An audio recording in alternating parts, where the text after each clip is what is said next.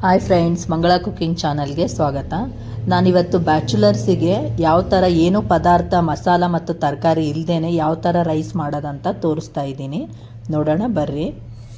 ಈಗ ನಾನು ಬಾಣಲಿಗೆ ಸ್ವಲ್ಪ ಎಣ್ಣೆ ಹಾಕ್ತೀನಿ. ಒಂದು 2ರಿಂದ 3 ಸ್ಪೂನ್. ನಿಮ್ಗೆ ಅನ್ನ ಎಷ್ಟಿರುತ್ತೋ ಅಷ್ಟು ನೋಡಿಕೊಂಡು ಎಣ್ಣೆ ಹಾಕ್ಕೊಳ್ರಿ.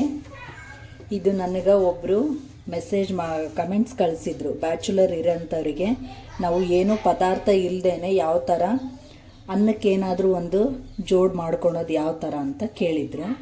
ಇದು ಈ ಥರ ಮಾಡ್ಕೊಳ್ರಿ. ನೀವು ಯಾವುದಾದ್ರೂ ರೈಸ್ ಐಟಮ್ ಟೇಸ್ಟ್ ಅನಿಸುತ್ತೆ ನಿಮ್ಗೆ ಈ ಥರ ಮಾಡ್ಕೊಳ್ರಿ. ಏನು ಪದಾರ್ಥ ಇಲ್ಲದೇ ನೀವು ರೈಸ್ ಐಟಮ್ ಮಾಡ್ಕೋಬೋದು.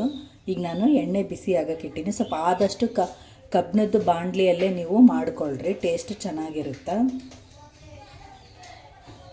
ಈಗ ನಾನೊಂದು ಸ್ವಲ್ಪ ಜೀರಿಗೆ ಮತ್ತು ಸಾಸಿವೆನ ಹಾಕ್ತೀನಿ. ಅನ್ನ ಎಷ್ಟಿರುತ್ತೋ ಅಷ್ಟು ನೋಡಿಕೊಂಡು ನೀವು ಎಣ್ಣೆನ ಹಾಕ್ಕೊಳ್ರಿ. ಈಗ ನಾವು ಅನ್ನದ ಜೊತೆ ಏನೂ ಇಲ್ಲ, ಪದಾರ್ಥನೂ ಮನೇಲಿ ಏನು ತರಕಾರಿನೂ ಇಲ್ಲ ಅಂದಾಗ ಈ ಥರ ಮಾಡ್ಕೋಬೋದು. ಈಗ ಬ್ಯಾಚುಲರ್ಸು ಒಬ್ಬೊಬ್ಬರೇ ರೂಮಲ್ಲಿ ಇರ್ತಾರೆ, ಅವರೂ ಈ ಥರ ಮಾಡಿಕೊಂಡು ತಿನ್ಬೋದು, ಟೇಸ್ಟ್ ಚೆನ್ನಾಗಿರುತ್ತೆ. ಈಗ ಸ್ವಲ್ಪ ಇದಕ್ಕೆ ಶೇಂಗಾ ಬೀಜನ ಹಾಕ್ತೀನಿ.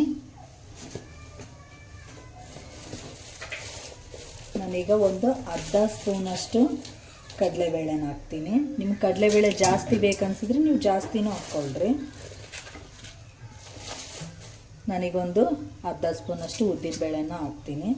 ಈಗ ಇದೆಲ್ಲದು ಚೆನ್ನಾಗಿ ಫ್ರೈ ಆಗಲಿ.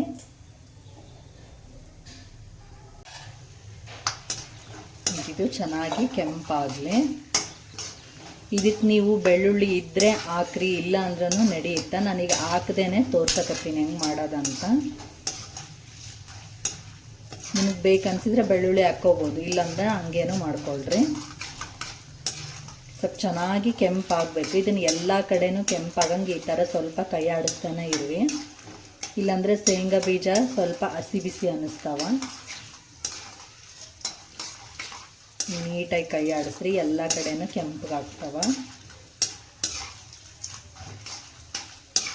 ನೀವು ಇದಕ್ಕೆ ಒಣಮೆಣ್ಸಿನ್ಕಾಯಿ ಇದ್ರೆ ಅದನ್ನು ಹಾಕ್ಕೊಳ್ರಿ, ಇಲ್ಲ ಅಂದ್ರೂ ಹಂಗೇನೂ ಮಾಡ್ಕೊಳ್ರಿ.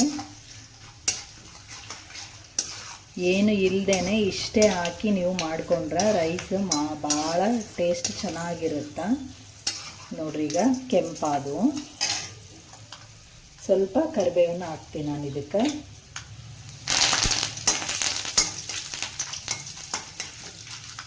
ಈಗ ಗ್ಯಾಸ್ ಸ್ಲಿಮ್ಮಲ್ಲಿ ಇಟ್ಕೊಳ್ರಿ.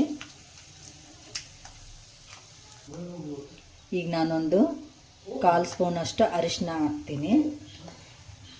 1 ಸ್ಪೂನಷ್ಟು ಖಾರದ ಪುಡಿ ಹಾಕ್ತೀನಿ. ನಿಮ್ಗೆ ಎಷ್ಟು ನೋಡಿಕೊಂಡು, ಅನ್ನಕ್ಕೆ ಎಷ್ಟು ಬೇಕಾಗುತ್ತೋ ಅಷ್ಟು ನೋಡಿಕೊಂಡು ಹಾಕ್ಕೊಳ್ರಿ. ರುಚಿಗೆ ತಕ್ಕಷ್ಟು ಉಪ್ಪು, ಸ್ವಲ್ಪ ಸಕ್ಕರೆ ಹಾಕ್ರಿ.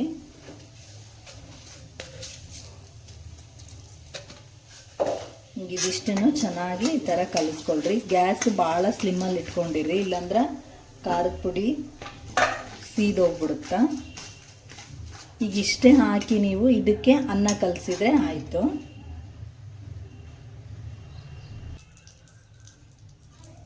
ಈಗ ಇದಕ್ಕೆ ಅನ್ನ ಸೇರಿಸ್ಕೊಳಂಬ್ರಿ. ನಿಮಗೆ ಎಷ್ಟು ಬೇಕಾಗತ್ತೆ ಅನ್ನ ನೋಡಿಕೊಂಡು ಅಷ್ಟನ್ನು ನೀವು ಇದಕ್ಕೆ ಸೇರಿಸಿ ನೀಟಾಗಿ ಕಲಸ್ರಿ.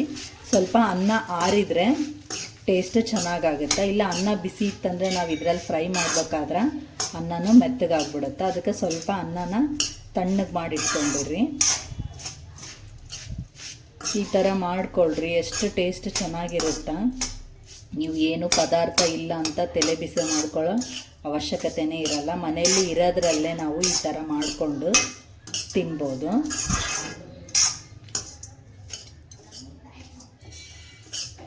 ನೋಡ್ರಿ ಎಷ್ಟು ಚೆನ್ನಾಗಾಯ್ತಂತ.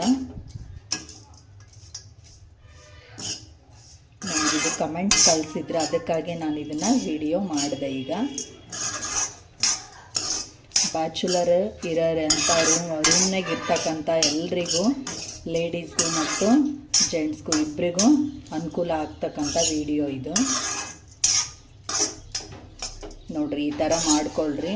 ರೈಸ್ ಎಷ್ಟು ಟೇಸ್ಟ್ ಚೆನ್ನಾಗಿರುತ್ತಂತ ಒಂದ್ಸಲ ಈ ವಿಡಿಯೋ ನೋಡಿ ನೀವು ಮಾಡಿಕೊಂಡು ನನಗೆ ಕಮೆಂಟ್ಸ್ ಕಳಿಸ್ರಿ. ಮತ್ತೆ ಮುಂದಿನ ವಿಡಿಯೋದಲ್ಲಿ ಭೇಟಿ ಆಗೋಣ. ಬಾಯ್.